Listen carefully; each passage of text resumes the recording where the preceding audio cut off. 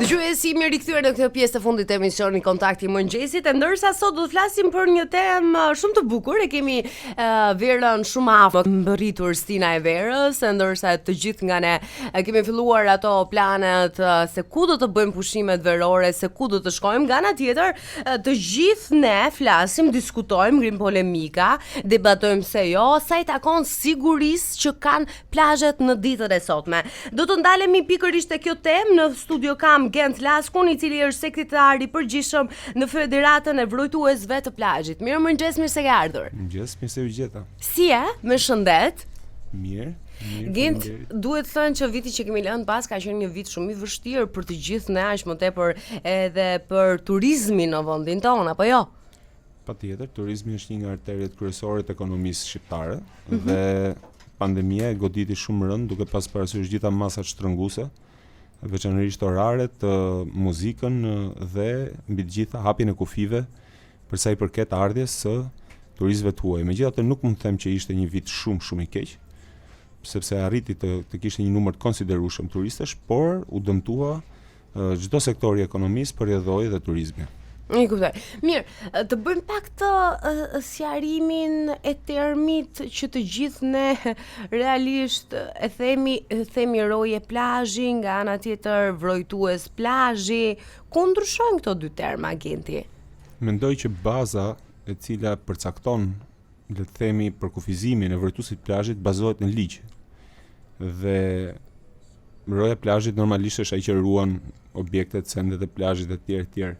Roja bregdetare është institucion në varësi të Ministrisë së Mbrojtjes dhe nuk do të bëjmë asnjë lloj ngatrimi me këtë pjesë, ndërsa vrojtuesi i plazhit me ligj është i përcaktuar qartë si personi i trajnuar dhe i certifikuar për të shpëtuar jetën në ujë dhe për të dhënë ndihmën e parë mjekësore. Pra, është një term ligjor i cili nuk lë vend për asnjë lloj ekuivoku apo tjetërsimi të tokfjalshit i cili e përcakton atë. Në kuptoj. Në fakt, vrojtuesit e plazheve në vendin ton historikisht kanë qenë në kryefjalë, bëjnë punën si duhet, ka vëzhgues, vrojtues plazhi, nuk ka të tillë diskutime. Ndërkohë nga ana tjetër, federata juaj sapo ka filluar në fakt që nga muaji maj trajnimet në të gjithë qytetet bregdetare, nga Shkodra deri në Sarandë dhe në Pogradec. Deri më tani numërohen rreth 780 vrojtues të certifikuar, por vlerësohet një mungesë shumë e madhe për nevojën që ka bregdeti ynë, apo jo? Patjetër, megjithatë ritmet e trajnimit po ecin me numra të lartë. Mendoj që kemi kaluar 800 tani më. Dhe numri po vazhdon të rritet. Besoj që këtë vit do të arrijmë ta kalojmë 1000. Po flasim për një dukuri e cila ishte inekzistente para disa vitesh. Pse ka qenë inekzistente? Ka qenë inekzistente sepse Shqipëria nuk e kishte kulturën e sigurisë në turizmin bregujor. Eksakt. Dhe ka qenë iniciativa e një grupi njerëzish të cilët e kishin ushtruar këtë profesion edhe jashtë vendit. Dhe mbi të gjitha ka qenë insistimi i Bashkimit Evropian për të imponuar përafrimin e legjislacionit shqiptar me atë evropian, ku ndër 300 ligjet e para të cilat erdhen ishte edhe një vendim i cili përcaktonte detyrimin për të marrë masa dhe për të ofruar siguri me anë të profesionistëve të caktuar në turizmin bregujor në Shqipëri. Kështu filloi, nisi, mendoj që me gabime, por tashmë është bërë një punë shumë e mirë dhe mendoj që jemi në hapa jashtëzakonisht shumë të mirë. Duhet të thënë që ne jemi antar të Federatës Botërore të Komitetit Olimpik, jemi antar të Federatës Evropiane të Shpëtimit të Jetës në Ujë dhe mbi të gjitha partnerët tanë jo vetëm që na asistojnë, por dhe na kontrollojnë. Dhe mund të them që indeksi më i mirë i cili flet për punën e vrojtuesve të plazhit janë statistikat. Pra, në asnjë mënyrë ne nuk duhet të shkojmë pas fjalëve të ditës, kur rëndom tashmë nëpër media dhe fjalët e kapeneve. Ja, më lër të të shpjegoj. Patjetër që po. A ka gjëra për të përmirësuar? Normalisht, asgjë s'është perfekte në dijenin time. Nuk e di nëse ti e di ndryshe, po unë kështu e di. Dhe mendoj që vetëm për vitin 2020 duhet të themi se janë bërë rreth 80 raste shpëtimi. Kuptohet që nga më të letat, ku ka pas ndërhyrje për prerje venoze, për ndrydhje të artikulacioneve, dislokime, thyrje kockore, etj, deri ke 25 raste që kanë qenë të gradës 3. Dhe kur themi të gradës 3, rrezikshmëria është 50-50 për jetë vdekje. Dhe 7 prej tyre kanë qenë me rianimim kardiopulmonar ku të rrezikuarit janë rikthyer në jetë. Pra kanë qenë pa puls, pa frymarrje. Duke pas parasysh që në 2017 ky numër ka qenë 44, dhe 12 prej cilëve kanë qenë ata që shkuan të ndihmonin, ju duhet të arrini të kuptoni progresin e madh që është bërë sa i përket sigurisë në vijën brregujore turistike të Shqipërisë, duke patur parasysh rritjen e përvitshme të numrit të turistëve që vizitojnë plazhet shqiptare. Vërtet. Mirë, të ndalemi pak te trajnimet që tani më kanë filluar në muajin maj. Kush mund të bëhet sot vrojtues plazhi? Cilët janë ato kriteret? Mbase edhe njerëzit, dëgjuesit që po na dëgjojnë në këto momente, ju ende i keni të hapura trajnimet apo jo? Trajnimet janë të hapura gjatë gjithë vitit. Ne kemi kushtet që t'i zhvillojmë ato edhe në ambiente ujore ose basene të mbyllura, të mbrojtur nga temperatura, për të ofruar certifikatën e vrojtuesit pishinës. Megjithatë, për të qenë një vrojtues plazhi ka disa kritere të thjeshta. Duhet të jesh nga 18 deri në 55 vjeç, duhet të jesh në gjendje të mirë fizike, vërtetuar kjo nga një raport mjeko-ligjor për aftësi fizike. Duhet të kesh aftësi të mira notuese në disiplinat krol, bretkos, shpinë dhe apnea, pra notë zhyt. Këto janë lloje të note. Pikërisht, sepse aty perfeksionohesh dhe mëson të shpëtosh jetën, por aty nuk mëson notin. Pra njëri që ka aftësi jo të mira notuese nuk pranohet. Në kursin ton ka dhe një testim pranues i cili selekton personat të cilët bëjnë për këtë disiplinë apo këtë profesion apo jo. Dhe më lejoni të them që rreth 7% e kursantëve në testimin përfundimtar janë jo kalues. Kjo është një mesatare nxjerrë ndër vite, e cila tregon edhe vështirësinë e kursit. Duke është vështirë nga ana tjetër, ne e dim që jo çdo kush mund të bëhet sot vrojtues plazhi, apo jo? Patjetër. Pasi janë pikërisht këto kritere që disa po sollen në vëmendje që duhet të ketë një person për të bërë sot vrojtues plazhi. Është një angazhim i vështirë, kam përshtypjen? Patjetër, kursi është mjaft i vështirë, por edhe i bukur. Ky është një profesion që edhe nëse nuk do ta ushtrosh në fushën e turizmit, mjafton eksperiencë plazhi, do të duhet derisa të mbyllësh syt, pra deri në fund jetës. Të shpëtosh jetën është gjëja më e bukur që mund të mësoj njeriu dhe këtu e mëson në mënyrë profesionale. Dhe më lejoni të them që vetëm lënda e ndihmës parë mjekësore është rreth 27 orë mësimi. Pra është goxha e gjerë, ku edhe pse nuk e lejon ligji, aty mësohen që nga gjërat më të thjeshta, të fiktit apo të goditja nga dielli e deri te përdorimi i defibrilatorit. Pra, ky profesion që marrin këta njerëz jo detyrimisht mund të përdoret apo mund të shfrytëzohet, edhe pse vendi pune ka pafund gjatë sezonit, por më lejoni t'ju them që do të jetë një gjë e cila do t'i duhet për të afërmit, motra vëllezër, prindrit, fëmijët, kush ka, etj. Pra është një gjë e vyer. Janë tani më të shpërndar të gjithë vrojtuesit e plazheve në të gjithë vijën bregdetare në vendin tonë, si bëhet kjo ndarja? Për të gjithë ata që nuk e dinë dhe nuk kanë parë ndonjëherë vrojtues plazhi. Më vjen keq që e thua këtë, sepse vrojtuesit e plazhit janë prezent dhe këtë tregojnë vetë statistikat. Statistikat janë zyrtare. Besoni.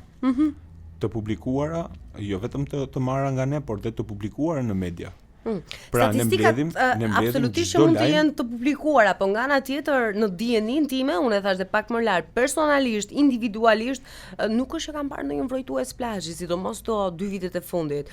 Por kjo s'do të thotë që ata nuk janë në punë, ëh? Vrojtuesi i plazhit është mësuar apo konceptuar nga turistët shqiptarë si një person që duhet rri mbi atë kullën 3 metra. Eksakt, ndaj të pyes domun. Të cilat janë ndërtuar mbase si ndërtime pa leje. Lejoni t'ju them që kanë parë dhe kulla me çati, me tjegulla në plazh. 2 kaçe me tjegulla etj. Pra, çudirat shqiptare nuk kanë fund. Vrojtuesi i plazhit me ligjin e ri duhet të jetë i avancuar në raport me vijën e parë të çadrave.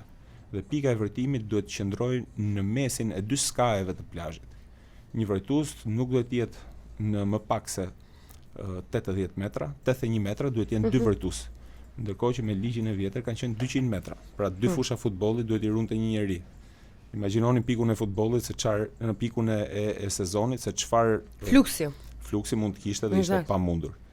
Aq më tepër që tashmë ata mund të futen në det, mund të jenë aty të përzier me masën, mos prisni që ti shikoni aty si ato rojet e parlamentit anglez apo parlamentit grek. Në fakt kështu i presim. Të cilët qëndrojnë aty edhe unë ju pyeta për të bërë një shpjegim për të gjithë ata njerëz që i presin mbrojtuesit e plazheve, kështu në çdo cep të Bregdetit. Më besoni që shpërndarja, edhe pse ne nuk ndërhyjmë në treg, është pak a shumë e njëtrajtshme. Është pak a shumë e njëtrajtshme dhe Shqipëria pak nga pak po plotësohet me mbrojtues plazhi. Por duhet dini që kulla është një element i vjetër i ligjit dhe i padobishëm. Dhe për gjithë njerëzit që mendojnë që ajo është një pjesë shumë e domosdoshme, para karakteristikat e brigjeve shqiptare nuk kanë nevojë për atë lloj lartësie që ti të vëzhgosh, domethënë pjesën e dedikuar për notuesit apo për pushuesit, dhe dyta, kulla nuk shpëton, nuk vrapon të shpëtojë askënd. Kulla është aty për të ofruar një ndihmë në shikueshmëri dhe në vërtetim. Në karakteristikat e brigjeve shqiptare, dëndësinë e çadrave, largësinë e tyre, numrin e pushuesve, është e papërshtatshme që kulla të jetë aq e lartë, sepse që të zbresesh nga 3 metra lartësi në radh parë herë duhet të kesh kujdes sepse mund të dëmtohesh vetë. Eksakt. Pastaj do vraposh drejt bregut ku ti mund të marrësh përpara fëmijë, pleq, çdo njeri që mund të gra etj dhe të jeni të sigurt që e ke humbur nga shikimi personin që ka nevojë për ndihmë. Personin i cili është i Po ku duhet të qëndrojë mbrojtuesi i plazhit? Në vijën e bregut. Në vijën e bregut. Mundësisht edhe brenda në ujë. Aty bashkë me të gjithë. Pra mbrojtuesi i plazhit është një person i cili ka të bëjë ekskluzivisht me ujin. Nuk është një njerëz që duhet të ri aty ke balkoni i restorantit edhe të shofi se çfarë po ndodh, sepse ky është një koncept i vjetër tashmë. Le të shkojnë ato gocat bëjnë një foto aty lart, sepse këto kullat e vjetra me tjegullat, siç e thash dhe unë, të cilat ngjajnë si ndërtime pa leje në Bregdetin shqiptar, kanë dalë jashtë mode, jashtë përdorimi, nuk lypet më nevoja e tyre dhe mbi të gjitha mendoj që duhet të hiqen nga mendja si një koncept i vjetër. Atëherë pse janë aty Genti? Zëri juaj si federat nuk ka shkuar dhe nuk ka influencuar sa i takon kësaj çështjeje tek organet kompetente, institucionet përkatëse? Mendoj që ne nuk jemi një organ ligjzbatues, por në formë fjalën e keni ama. Pikërisht. Dhe ajo që kemi bërë ne është pjesëmarrja në hartimin e legjislacionit të ri ku kullat u lanë vetëm për plazhet e administruara nga njësitë publike dhe për gjitha plazhet private u vendosën pikat e vrojtimit. Pra ti nuk ke nevojë pse më të ndërtosh kulla, por mjafton të kesh një çadër të kuqe të dallueshme, e cila shkruan vrojtues plazhin shqip dhe në anglisht, tabelën e rregullave të arta në shqip dhe në anglisht, disa pajisje dhe një karrike aty buz plazhit që ai të pushojë në hije. Kështu që ne kemi bërë deri në një farë pike punën tonë për ta shkëputur konceptin e kullave nga pengmarrja e vëzhgimit të syrit të shoqërisë mbi zbatimin e detyrës vrojtuesit plazhit. Dhe kemi bërë shumë praktike. Kështu që as nuk shpenzojnë më bizneset, është shumë më e thjeshtë, vrojtuesi i plazhit është në një vend i cili mund të asistojë më mirë të rrezikuarit etj. Pra në një farë mënyrë mendoj që është gjetur një zgjidhje. Por kam përshtypjen që ende duhet punë në këto raste. Patjetër, ta thash, është një dukuri e re. Kemi filluar nga zero, jo më larg se 4 vite.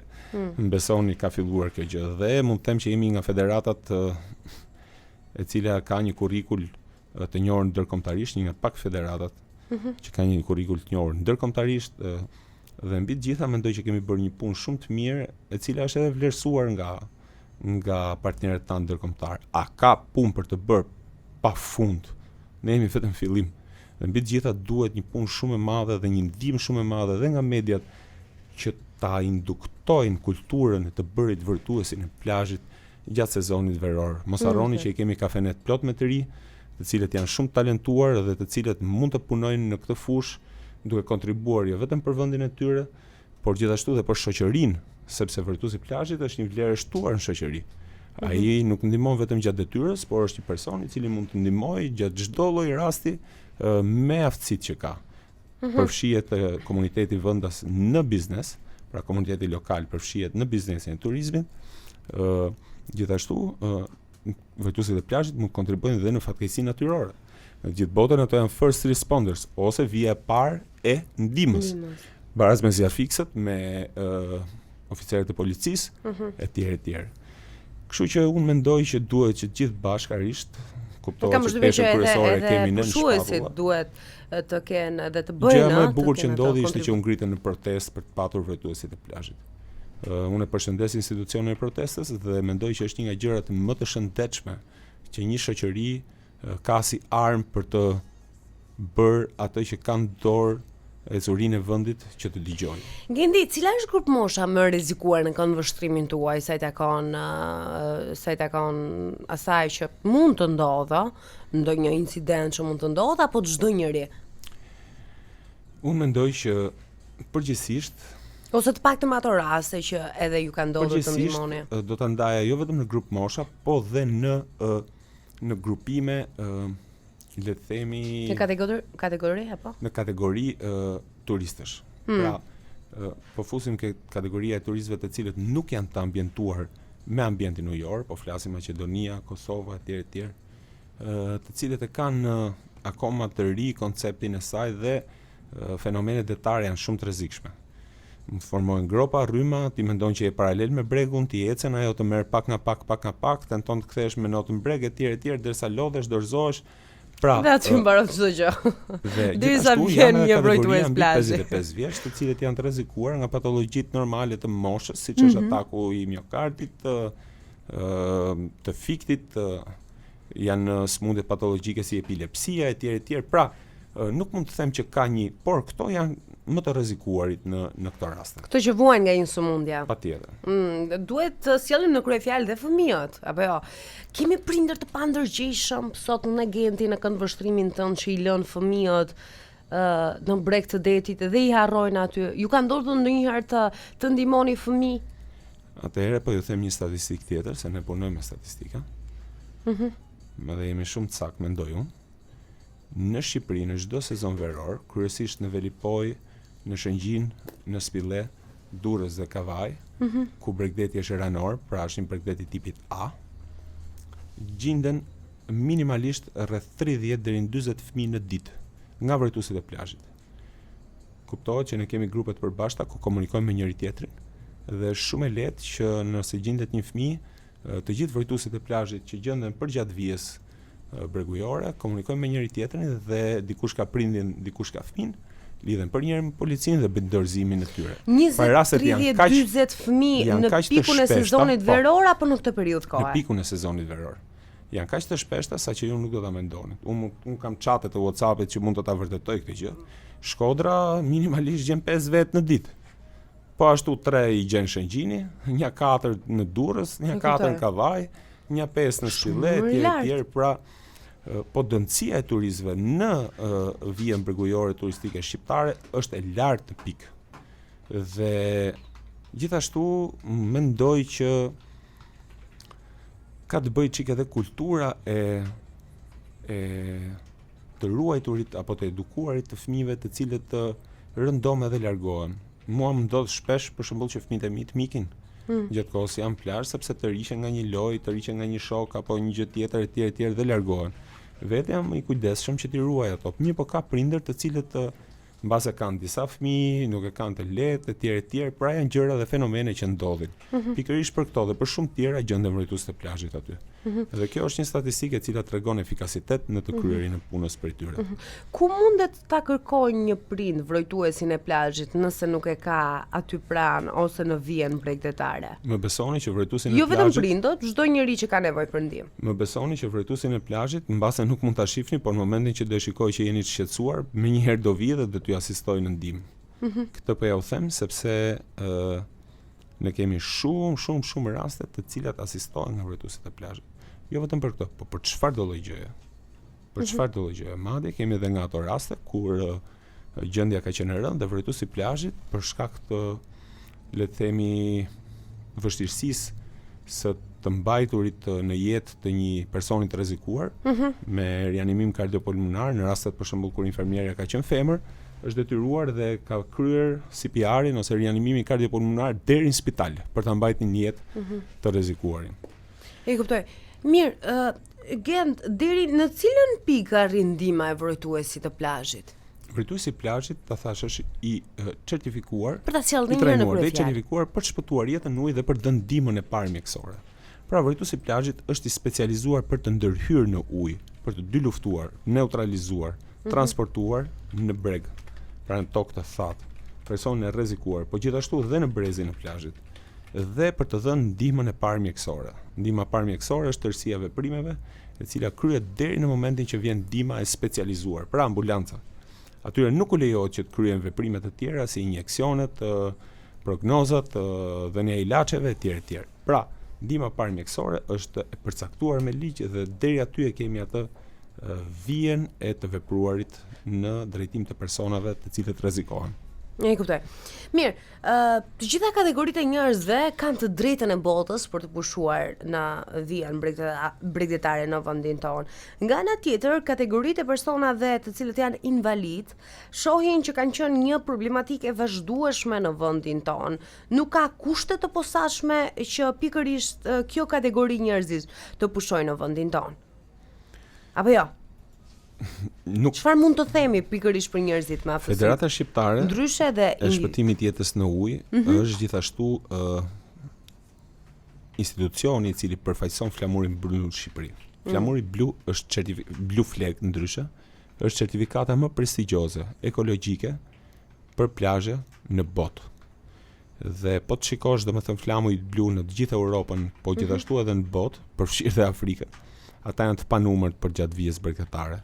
Vetëm në Shqipëri nuk ka ende një flamur blu. Pse nuk kemi ende një flamur blu? Të kesh pikërisht, sepse të kesh flamurin blu duhet plotësohen disa kushte.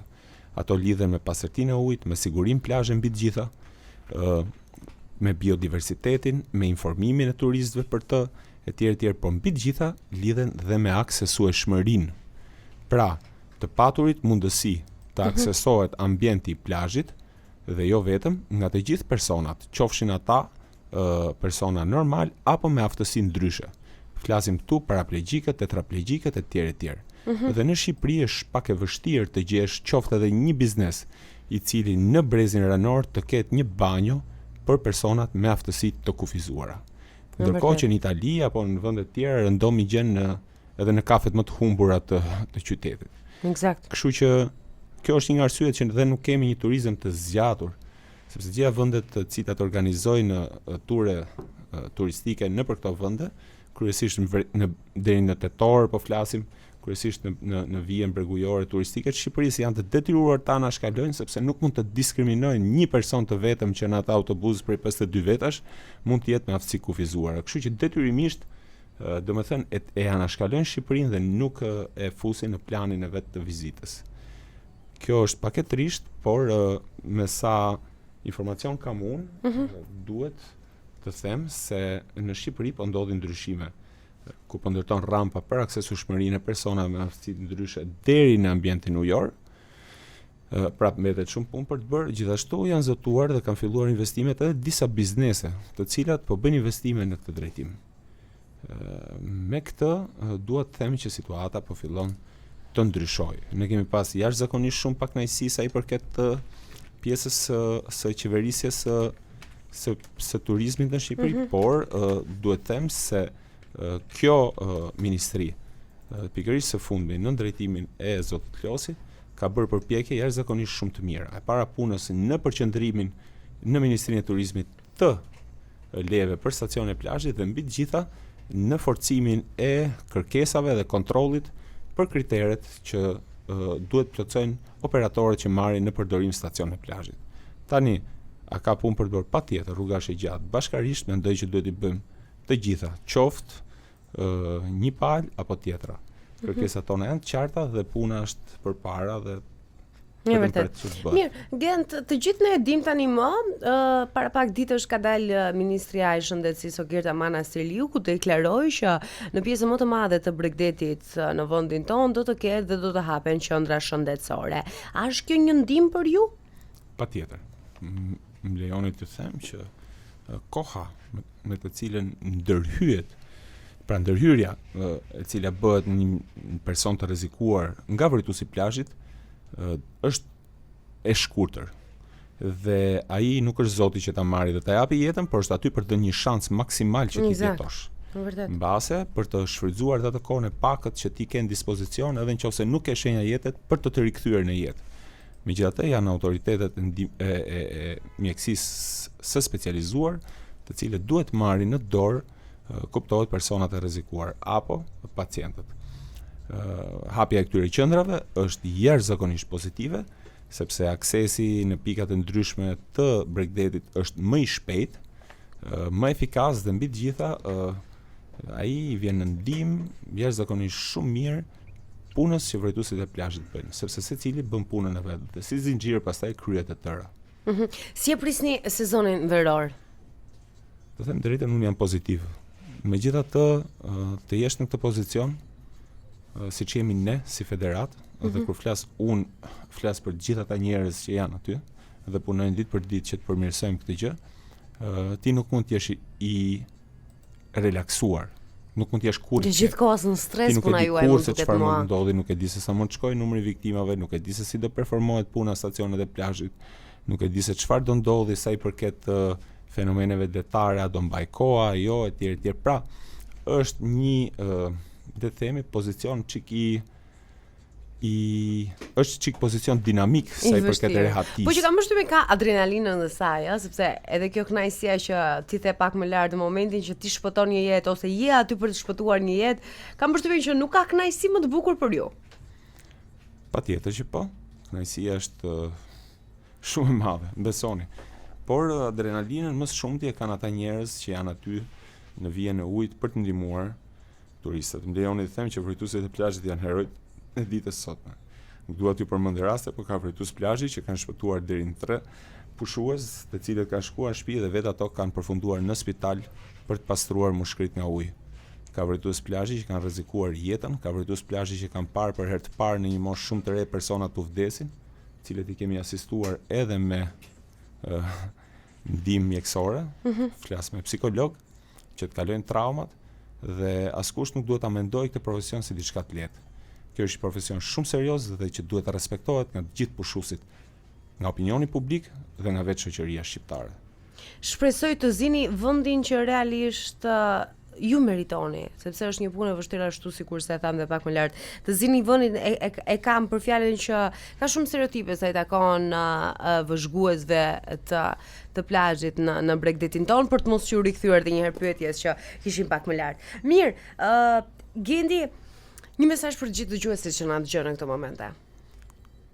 Unë dua t'i ftoj që të gjithë që të zbatojnë rregullat e përcaktuara, që quhen rregullat e arta dhe që lexohen në çdo tabelë në plazhet shqiptare. Dua që t'i bëj thirrje gjithashtu të rinjve apo dhe personave të cilët janë të lirshëm në periudhën e verës dhe kanë aftësi për ta bërë këtë kurs, të afrohen dhe ta shfrytëzojnë mundësinë për të punuar në verë dhe gjithashtu të kontribuojnë për vendin e tyre në turizmin shqiptar, por dhe të marrin një profesion shumë të vyer për veten.